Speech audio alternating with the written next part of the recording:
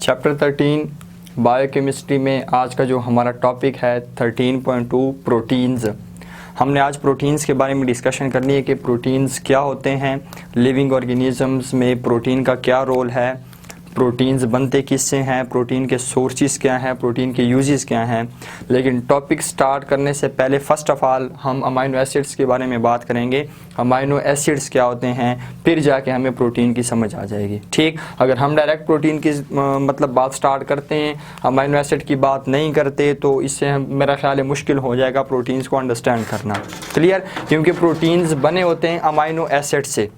Protein किससे बनते हैं? अमाइनो एसिड्स आपस में कंबाइन होते हैं तो प्रोटीन्स बनते हैं। सो मेरा ख्याल है कि first of all we have to understand about amino acids, इसके बाद फिर हम जाके प्रोटीन की बात करेंगे। क्लियर, सो हम अमाइनो एसिड्स स्टार्ट कर रहे हैं। अमाइनो एसिड्स क्या चीज़ होते हैं? फर्स्ट ऑफ ऑल जो आप डिफ़ाइन करेंगे, आपको जो पॉइंट होगा वो आपका ये होगा कि अमाइनो एसिड्स क्या होते हैं हमारे पास, ये ऑर्गेनिक कंपाउंड्स होते हैं। ये बात हमारे पास क्लियर हो गई है। मैंने OC इसलिए लिखा है ऑर्गेनिक कंपाउंड्स। सो पहला पॉइंट आपका क्या होगा, हमारे पास अमाइनो एसिड्स क्या चीज़ होते हैं? अमाइनो एसिड्स हमारे पास ऑर्गेनिक कंपाउंड्स होते हैं। क्लियर, दूसरे पॉइंट पे मैं इसका जनरल स्ट्रक्चरल फार्मूला बना लेता हूँ, उससे फिर हम मज़ीद अंडरस्टैंडिंग लेते हैं।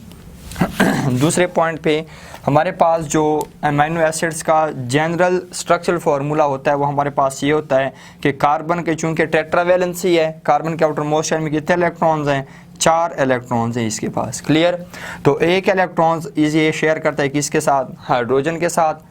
एक इलेक्ट्रॉन इसका शेयर होता है अल्काइल ग्रुप के कार्बन के साथ। आप जानते हैं अल्काइल ग्रुप क्या होता है हाइड्रोकार्बन्स वाले चैप्टर में, उससे पहले ऑर्गेनिक केमिस्ट्री के चैप्टर में हमने बहुत डिटेल से बात की है अल्काइल ग्रुप के बारे में कि अल्केन से जब आप एक हाइड्रोजन रिप्लेस करते हैं तो रिजल्टेंट जो हमें फ्री रेडिकल मिलता है उसको हम कहते हैं अल्काइल रेडिकल। फिर नाम हम कैसे देते हैं? जो अल्केन है उससे आपने हाइड्रोजन रिप्लेस कर दिया, रिजल्टेंट आपको क्या मिल जाएगा, उसको आप क्या नाम देंगे? अल्केन के एन को रिप्लेस कर दें, और फिर जोन से अल्केन से आपने हाइड्रोजन रिप्लेस किया है उसके साथ आपको YL लगा दें। सपोज करें, मैं एक सिंपल एग्जांपल भी देता हूँ। सपोज करें मेरे पास है ये अल्केन, और ये अल्केन कौन सा है? अल्केन मेरे पास है मीथेन। क्लियर, ये हम बहुत डिटेल में सारा कुछ काम कर चुके हैं, लेकिन जस्ट एक दफ़ा रिवाइज करवा देता हूँ। ये मेरे पास क्या चीज़ है? एक अल्केन है, और ये अल्केन कौन सा है? ये अल्केन मेरे पास है मीथेन। क्लियर, अब हमने क्या चीज़ बनाना है? हमने अल्काइल रेडिकल बनाना है, हमने अल्काइल ग्रुप बनाना है। अब चूंकि अल्काइल रेडिकल्स होते हैं अल्केन्स के डेरिवेटिव्स। क्या मतलब है इस बात का? इसका मतलब ये है कि अल्काइल रेडिकल्स बनते हैं अल्केन से, और अल्केन से कैसे बनते हैं? जब आप अल्केन से कोई भी एक हाइड्रोजन रिप्लेस कर दें। क्लियर, अब ये मेरे पास अल्केन है, और कौन सा अल्केन है? मीथेन है। मेरे पास CH4 है, अगर मैं एक हाइड्रोजन रिप्लेस कर देता हूँ तो मेरे पास क्या बन जाएगा? CH3। यहाँ पे मैं डॉट लगा दूंगा। अब इसका नाम क्या था? मीथेन था। तो मीथेन के N को आप रिप्लेस कर दें तो आपके पास पीछे YL लगा दें तो कौन सा अल्काइल रेडिकल बन जाएगा? मिथाइल बन जाएगा आपके पास। क्लियर, इसी तरह इथेन के एक हाइड्रोजन को आप रिप्लेस कर दें तो इथाइल, प्रोपेन का एक रिप्लेस करके तो propyl, butyl, pentyl, hexyl, heptyl and so on. So alkyl radical क्या चीज़ होते हैं? अल्काइल ग्रुप क्या चीज़ होते हैं? अल्केन्स के डेरिवेटिव्स होते हैं, और जब आप एक हाइड्रोजन रिप्लेस करते होते हैं अल्केन से तो रिजल्ट में आपको क्या चीज़ मिल जाते हैं? आपको अल्काइल रेडिकल्स मिल जाते हैं। नाम आप कैसे देंगे? जोन सा अल्केन है, सपोज करें प्रोपेन है, प्रोपेन से आपने हाइड्रोजन रिप्लेस कर दिया, अल्काइल रेडिकल बन गया। अब जो अल्काइल रेडिकल बन गया उसका नाम क्या होगा? प्रोपेन के N को रिप्लेस कर दें, YL लगा दें तो प्रोपाइल आपके पास नाम बन गया अल्काइल रेडिकल का। क्लियर, अब हम आते हैं अपने बात की तरफ दोबारा वापस। तो एक इलेक्ट्रॉन के साथ हाइड्रोजन शेयर हो गया, एक के साथ अल्काइल ग्रुप के कार्बन के साथ शेयर हो गया। अगला जो इलेक्ट्रॉन है वो कार्बन शेयर करेगा अमाइन ग्रुप के नाइट्रोजन के साथ। नेक्स्ट इलेक्ट्रॉन कार्बन शेयर करेगा कार्बोक्सिल ग्रुप के कार्बन के साथ। ये हमारे पास क्या चीज़ है? हमारे पास अमाइनो एसिड का जनरल स्ट्रक्चरल फार्मूला है।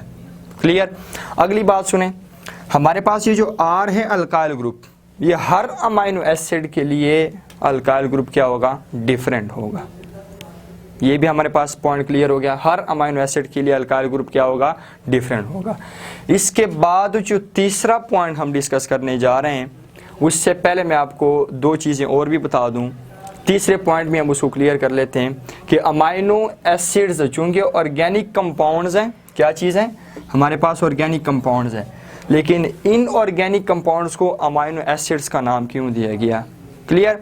तो अमाइनो एसिड्स इन कंपाउंड्स को, इन ऑर्गेनिक कंपाउंड्स को इस सेंस में कहते हैं कि अगर आपने ध्यान रखा हो इसमें हमारे पास अमाइन ग्रुप मौजूद है।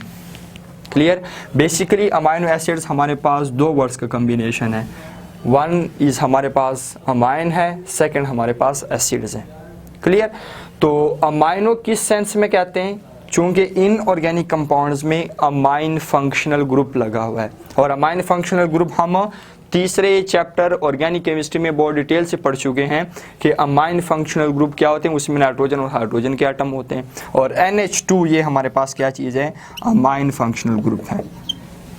क्लियर हो गई जनाब बात।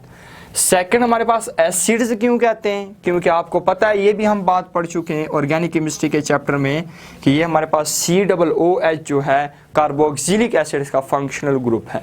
सो इसमें एसिड्स का भी फंक्शनल ग्रुप लगा हुआ है, that's why they are called acids. Means कि ये अमाइंस भी हैं, साथ हमारे पास एसिड्स भी हैं। क्लियर हो गई बात। ये कार्बोक्सिलिक एसिड्स अगर आपको याद हो तो हमारे पास इसकी जनरल रिप्रेजेंटेशन होती थी कुछ इस तरह से, RCOOH। क्लियर। ये हमारे पास कार्बोनाइल ग्रुप होता था, ये हमारे पास हाइड्रोक्सिल ग्रुप है। Carbonyl group aldehydes and ketones का फंक्शनल ग्रुप है, हाइड्रोक्सिल ग्रुप अल्कोहल का फंक्शनल ग्रुप है। सो इस सेंस में कि कार्बोक्सिलिक एसिड्स में दो फंक्शनल ग्रुप लगे हुए, इसलिए इनको बाई फंक्शनल कंपाउंड्स भी कहते हैं। क्लियर। सो अमाइनो एसिड्स में एक कार्बोक्सिल फंक्शनल ग्रुप लगता है जो कि एसिड्स का है, और एक हमारे पास अमाइन फंक्शनल ग्रुप लगता है। इस वजह से इनको हम क्या कहते हैं, इसको कहते हैं हम अमाइनो एसिड्स, क्योंकि इसमें अमाइन का भी फंक्शनल ग्रुप होता है, इसमें एसिड्स कार्बोक्सिल ग्रुप भी होता है, एसिड का जो फंक्शनल ग्रुप है COOH। क्लियर हो गई बात हमारे पास। सो ये हमारे पास 3 पॉइंट्स यहाँ पे डिस्कस हो गए, और ये पॉइंट तो मैं आपको ऑलरेडी बता चुका हूँ कि R जो हमारे पास है ये क्या चीज़ है, ये हमारे पास हर अमाइनो एसिड में डिफरेंट होगा। क्लियर हो गई हमारे पास बात। ये 3-4 पॉइंट्स आप लोगों ने लाजमी याद रखने अमाइनो एसिड्स के लिए। इसके बाद हम बात करेंगे अमाइनो एसिड्स के टाइप्स की, हम बात करते हैं। क्लियर। या टाइप्स से पहले हम टोटल अमाइनो एसिड्स कितने हैं नेचर में, उसकी बात हम कर लेते हैं। आज तक नेचर में तकरीबन नहीं, टोटल 20 अमाइनो एसिड्स डिस्कवर हो चुके हैं। टोटल अमाइनो एसिड्स कितने हैं, 20 अमाइनो एसिड्स हैं।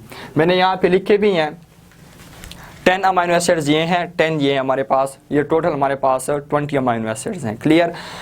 पहला हमारे पास अर्जिनिन, दूसरा histidine, leucine, isoleucine, lysine, methionine, threonine, phenylalanine, tryptophan, valine, इसके बाद alanine, asparagine, aspartic acid, cysteine, glutamic acid, glutamine, glycine, proline, serine, और इसके बाद हमारे पास लास्ट वाला जो है टायरोसिन है।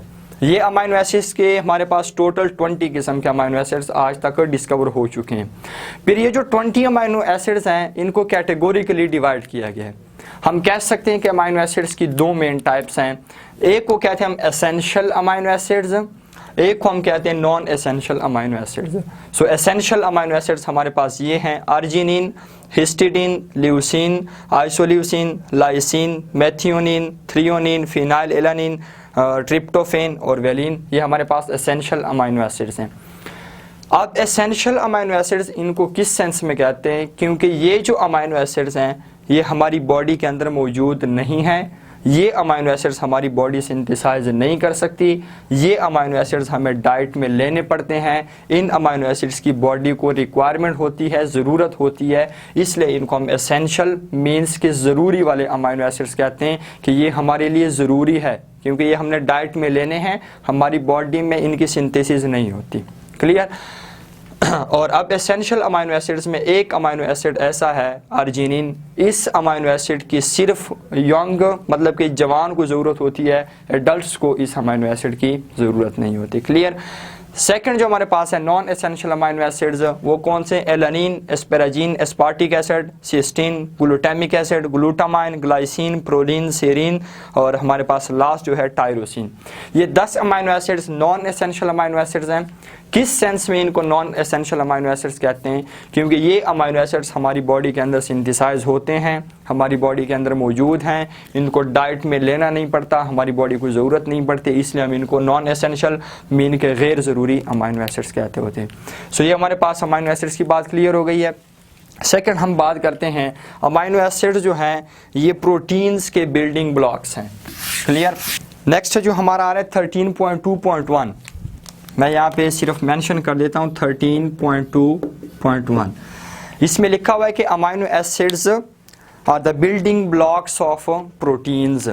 इस बात का मतलब क्या है कि अमाइनो एसिड्स आपस में लिंक हो जाएंगे और लिंक होते हुए हमारे पास क्या चीज़ बना लेते हैं, ये प्रोटीन्स बनाते हैं। या अगर हम आसान सी बात करें, प्रोटीन्स किससे बनते हैं? अमाइनो एसिड्स आपस में कंबाइन होते हैं तो क्या चीज़ बना लेते हैं, प्रोटीन्स। सिंपल एग्जांपल मैं देता हूँ, आपने दीवार बनानी है तो दीवार आप कैसे बनाते हैं, ईंटों के साथ ईंटें जोड़ते हैं तो फाइनली आपके पास दीवार बन जाती है। सेम ऐसी केस है, अमाइनो एसिड्स आपस में ईंटों की तरह जुड़ते जाएंगे, लिंक होते जाएंगे, एट द एंड हमारे पास क्या चीज़ बना लेंगे, प्रोटीन्स बना लेंगे। क्लियर। लेकिन हमारे पास अमाइनो एसिड्स आपस में कैसे ज्वाइन होते हैं? देखें, मैंने जनरल फार्मूला लिखा था अमाइनो एसिड्स का, जो कि हमारे पास ये होता था RC, ये हमारे पास हाइड्रोजन, हमारे पास साथ NH2 यहाँ पे लगा देता हूँ मैं, और सेकंड हमारे पास ये COOH जो कि हमारे अल्काइल ग्रुप है। क्लियर। अब हमारा जो हम डिस्कस करने जा रहे हैं वो हम ये डिस्कस करने जा रहे हैं कि अमाइनो एसिड्स आपस में कैसे लिंक होंगे।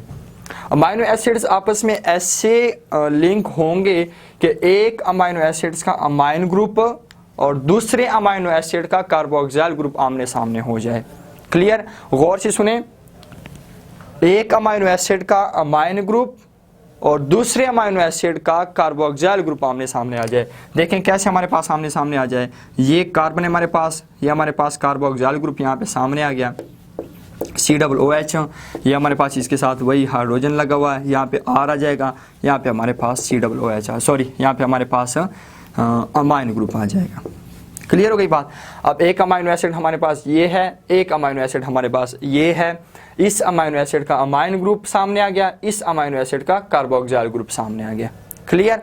अब अगर NH2 जो मेरे पास लिखा हुआ है, इसको अगर मैं इस फॉर्म में लिख दूं NH और साथ में फिर H लगा दूं, क्लियर है मेरे पास, ये मेरे पास NHH लग गया साथ हमारे पास, तो बीच में क्या काम हो जाएगा, बीच में हमारे पास वाटर मॉलिक्यूल की एलिमिनेशन हो जाएगी। बीच में क्या काम हो जाएगा, हमारे पास वाटर मॉलिक्यूल की एलिमिनेशन हो जाएगी, और वाटर मॉलिक्यूल की जब हमारे पास एलिमिनेशन होगी तो रिजल्ट में हमारे पास पेप्टाइड बॉन्ड बन जाएगा और दो अमाइनो एसिड्स हमारे पास क्या हो जाएंगे, दो अमाइनो एसिड्स हमारे पास आपस में लिंक हो जाएंगे। अब वाटर मॉलिक्यूल कैसे रिमेनिंग होगा हमारे पास, कैसे रिप्लेस होगा, आप देखें ये जो हमारे पास नाइट्रोजन है, मैं सिंपल यहाँ पे बता देता हूँ, ये मेरे पास नाइट्रोजन है, इसका एक इलेक्ट्रॉन इधर कार्बन के साथ शेयर हुआ है, ये जो आपको नजर आ रहा है। क्लियर। इसके साथ आपके पास शेयर हो गया। अब इस नाइट्रोजन के साथ मजीद कितने हाइड्रोजन लगे हुए, दो हाइड्रोजन लगे हुए। क्लियर।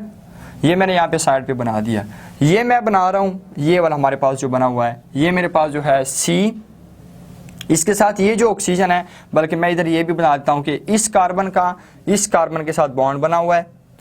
अब इस कार्बन की तरफ वापस आते हैं, इस कार्बन के साथ एक ऑक्सीजन लगा हुआ है इस तरह डबल बॉन्ड पे। क्लियर हो गई बात।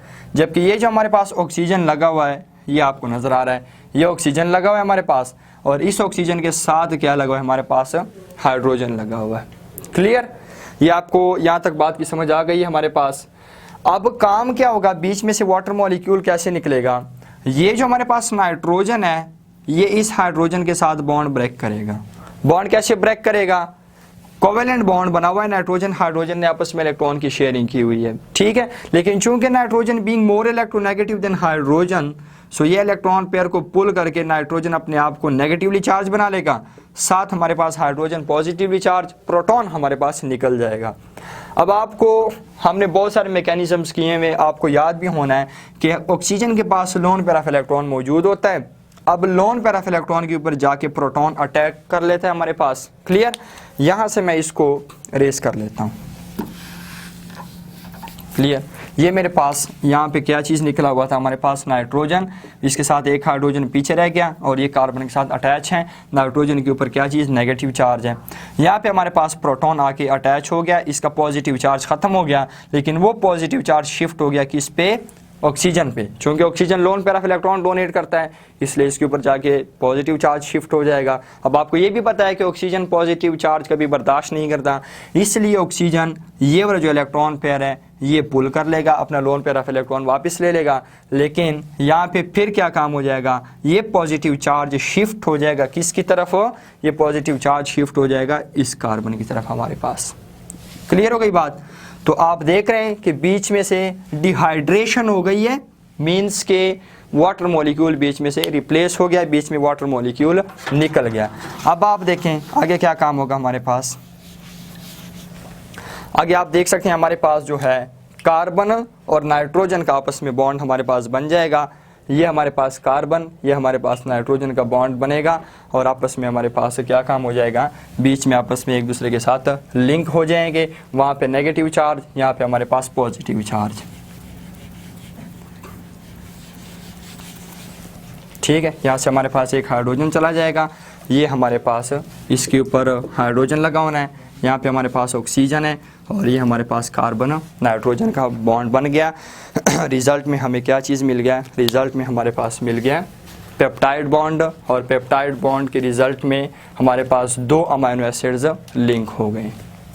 इस तरीके से हज़ारों अमाइनो एसिड्स आपस में वाटर मॉलिक्यूल के एलिमिनेशन से पेप्टाइड बॉन्ड के ज़रिए लिंक होते जाएंगे और फाइनली हमारे पास क्या चीज़ बन जाएंगे, प्रोटीन्स आपस में बना लेंगे। क्लियर। ये हमारे पास अमाइनो एसिड यूनिट, इसको हम मोनोमर का नाम देते हैं। मोनोमर हम कहते हैं छोटे यूनिट को। ठीक है, जब आपस में बहुत सारे मोनोमर्स मीन्स के छोटे यूनिट कंबाइन होते हैं तो हमारे पास एक बड़ा यूनिट जिसको हम पॉलीमर का नाम देते हैं, हमारे पास पॉलीमर बन जाता है। ठीक, तो फाइनली अमाइनो एसिड्स हमारे पास एक दूसरे के साथ लिंक होते हैं। किस तरह लिंक होते हैं, again I am telling you, एक अमाइनो एसिड का अमाइन ग्रुप दूसरे अमाइनो एसिड का कार्बोक्सिल ग्रुप सामने आएगा, बीच में से वाटर मॉलिक्यूल एलिमिनेट हो जाएगा, मीन्स की डिहाइड्रेशन हो जाएगी। D means removal, hydra means water, तो वाटर मॉलिक्यूल की एलिमिनेशन हो जाएगी और हमारे पास पेप्टाइड बॉन्ड के जरिए 2 अमाइनो एसिड्स आपस में लिंक होते जाएंगे। इस तरह फिर यहाँ पे तीसरा अमाइनो एसिड्स, फिर चौथा अमाइनो एसिड, फिर 5वां एंड सो ऑन, हज़ारों अमाइनो एसिड्स आपस में लिंक हो जाएंगे और फाइनली क्या चीज़ बना लेंगे, हमारे पास प्रोटीन्स बना लेंगे। अब हम चलते हैं प्रोटीन्स की तरफ कि प्रोटीन्स क्या हैं। वैसे हमारे पास 70% तो प्रोटीन्स भी हमारे पास कवर हो गया, लेकिन फिर भी हम 1-2 बातें और भी कर लेते हैं प्रोटीन्स में, 1-2 पॉइंट्स है उसको हम डिस्कस कर लेते हैं। सो प्रोटीन्स में पहली बात जो हम डिफ़ाइन करेंगे, डेफिनेशन में हमारे पास गौर से समझना है कि प्रोटीन्स जो हमारे पास है हाईली कॉम्प्लिकेटेड नाइट्रोजिनस कंपाउंड्स हैं। यहाँ पे हमारे पास डेफिनेशन में 2-3 पॉइंट्स आ रहे हैं। हाईली कॉम्प्लिकेटेड एक पॉइंट और नाइट्रोजिनस कंपाउंड है, ये मेरे पास दूसरा पॉइंट है। सो पहले पॉइंट को मैं एक्सप्लेन करने जा रहा हूँ कि प्रोटीन्स हाईली कॉम्प्लिकेटेड कंपाउंड्स कैसे हैं। जाहिर सी बात है, अगर प्रोटीन्स हज़ारों अमाइनो एसिड्स के लिंकेज की वजह से बना हुआ है तो हज़ारों अमाइनो एसिड्स हमारे पास कम्प्लेक्स स्ट्रक्चर बनाएंगे या नहीं बनाएंगे, बिल्कुल बनाएंगे। सो इस सेंस में हम कहते हैं प्रोटीन्स जो है क्या चीज़ है, हाईली कॉम्प्लिकेटेड कंपाउंड्स हैं। ठीक, चूंकि एक प्रोटीन हमारे पास हज़ारों अमाइनो एसिड्स की लिंकेज की वजह से बना हुआ है, अब हज़ारों अमाइनो एसिड्स आपस में लिंक होते जाएंगे तो कम्प्लेक्स स्ट्रक्चर बनाएंगे, इसलिए प्रोटीन्स को हम कहते हैं हाईली कॉम्प्लिकेटेड। सेकंड, हमारे पास नाइट्रोजिनस कंपाउंड्स क्यों कहते हैं, चूंकि प्रोटीन्स बने होते हैं किससे, अमाइनो एसिड से। अमाइनो एसिड्स में अमाइन ग्रुप मौजूद होता है और अमाइनो ग्रुप में मेन जो रीढ़ की हड्डी है वो क्या चीज़ है, वो नाइट्रोजन एटम है। इसलिए हम क्या कहते हैं, प्रोटीन्स को नाइट्रोजिनस कंपाउंड्स कहते होते हैं। सो ये हमारे पास दोनों पॉइंट्स क्लियर हो गए कि प्रोटीन्स हाईली कॉम्प्लिकेटेड क्यों हैं, क्योंकि हज़ारों अमाइनो एसिड्स की लिंकेज की वजह से बनते हैं। और नाइट्रोजिनस कंपाउंड्स क्यों कहते हैं, क्योंकि प्रोटीन्स अमाइनो एसिड से, अमाइनो एसिड्स में अमाइन ग्रुप मौजूद है और अमाइन ग्रुप में मेन रीढ़ की हड्डी किसकी है, वो है नाइट्रोजन एटम की। क्लियर, ये हमारे पास पहला पॉइंट क्लियर हो गया, डेफिनेशन हमारे पास क्लियर हो गई। सेकंड जो मैं बात करने जा रहा हूँ वो हमारे पास ये कि आपको प्रोटीन्स के स्ट्रक्चर में कार्बन के एटम नजर आएंगे। क्लियर। इसके बाद आपको हाइड्रोजन के एटम नजर आएंगे, इसके बाद आपको ऑक्सीजन के एटम नजर आएंगे, नाइट्रोजन भी नजर आएंगे, साथ आपको सल्फर के एटम भी नजर आएंगे। क्लियर। सो ये हमारे पास सेकंड पॉइंट है। आप प्रोटीन के स्ट्रक्चर को देखेंगे तो आपके पास carbon, hydrogen, oxygen, nitrogen, sulphur, ये एटम्स आपको हमारे पास प्रोटीन्स के स्ट्रक्चर में नजर आएंगे। ठीक। तीसरा हमारे पास एक पॉइंट है, वैसे उस पॉइंट की डिटेल में हम नहीं जाएंगे। प्रोटीन्स की टाइप्स भी होती हैं, प्राइमरी, सेकेंडरी, टर्शरी, क्वाटरनरी, लेकिन इस डिटेल में हम नहीं जाएंगे क्योंकि ये हमारे सिलेबस का हिस्सा नहीं है। ठीक। सो आगे हमारे पास तीसरा पॉइंट ये लिखा हुआ है जिसको हम ऑलरेडी डिस्कस कर चुके हैं। वो हमारे पास ये कि प्रोटीन्स कैसे बनते हैं, अमाइनो एसिड्स आपस में लिंक होते जाएंगे, कैसे बीच में वाटर मॉलिक्यूल निकलेगा, पेप्टाइड बॉन्ड बनेगा और इस तरह हमारे पास हज़ारों अमाइनो एसिड्स लिंक होते जाएंगे और हमारे पास फाइनली क्या चीज़ बन जाएंगे, प्रोटीन्स बन जाएंगे। क्लियर। अब एक प्रोटीन्स में कितने अमाइनो एसिड्स तकरीबन मौजूद होते हैं? कम से कम एक प्रोटीन में 10,000 अमाइनो एसिड्स लिंक होते हैं। कम से कम एक प्रोटीन जो हमारे पास है उसके अंदर कितने अमाइनो एसिड्स होते हैं? कम से कम 10,000 अमाइनो एसिड्स लाजमी लिंक होते हैं, इससे ज़्यादा भी हो सकते हैं। क्लियर। सो कम से कम जब हमारे पास 10,000 अमाइनो एसिड्स आपस में लिंक हो जाते हैं तो हम इस स्ट्रक्चर को क्या नाम दे सकते हैं? हम उसको प्रोटीन का नाम दे सकते हैं। ठीक। इसके बाद हमारे पास प्रोटीन्स की कुछ प्रॉपर्टीज़ गिवन है कि प्रोटीन्स हमारे पास जितने भी लिविंग ऑर्गेनिजम्स हैं सब के अंदर हमारे पास प्रोटीन्स मौजूद होते हैं। और प्रोटीन जो है बॉडी के अंदर, लिविंग ऑर्गेनिजम्स की बॉडी के अंदर कौन सा स्ट्रक्चर बनाते हैं? नॉन बोनी, बगैर हड्डी वाला जितना भी स्ट्रक्चर है उसमें प्रोटीन्स मौजूद है। क्लियर। इसके बाद हमारे पास ये टिश्यूज़ और सेल्स का मेजर कंपोनेंट है क्योंकि तकरीबन सेल का 50% वेट जो है वो प्रोटीन से बना होता है। क्लियर। और इसके बाद हमारे पास जो लास्ट पॉइंट है कि प्रोटीन्स मौजूद कहाँ पे होते हैं? ये मसल्स में भी मौजूद होते हैं, ये स्किन में भी मौजूद होते हैं, ये हेयर बालों में भी, इसके बाद नेल्स, नाखून, वूल, फीदर्स एटसेट्रा, ये सारे के सारे स्ट्रक्चर किससे बने होते हैं? ये हमारे पास प्रोटीन से बने होते हैं। लास्ट हमारा जो है topic 13.2.2 sources and uses of proteins. बच्चों ये आपका काम है, आपने ये देखना है कि प्रोटीन के सोर्सेज क्या हैं और प्रोटीन की यूजेस क्या है। प्रोटीन के सोर्सेज हम कौन से खाना खाएं, हम कौन सी डाइट लें जिसमें प्रोटीन मौजूद है, और फिर प्रोटीन की यूजेस क्या है, इसका फ़ायदा क्या है हमारी बॉडी के अंदर, इसको क्या ज़रूरत है और इसका इस्तेमाल कहाँ पे किया जाता है। सो ये आपका काम है, आपने ख़ुद देखना है। समझ ना आ जाए आप कमेंट कर लीजिएगा, फिर इंशाल्लाह हम इस पे नेक्स्ट एक और लेक्चर तैयार कर लेंगे। सो इट्स ऑल अबाउट हमारे पास प्रोटीन्स हमारे पास हो गया, अमीनो एसिड्स की बात हो गई है, अमीनो एसिड्स बिल्डिंग ब्लॉक्स होते हैं उसकी भी हमारे पास बात हो गई है। लास्ट जो हमारे पास है सोर्सेज एंड यूजेस, ये आपका काम हो गया।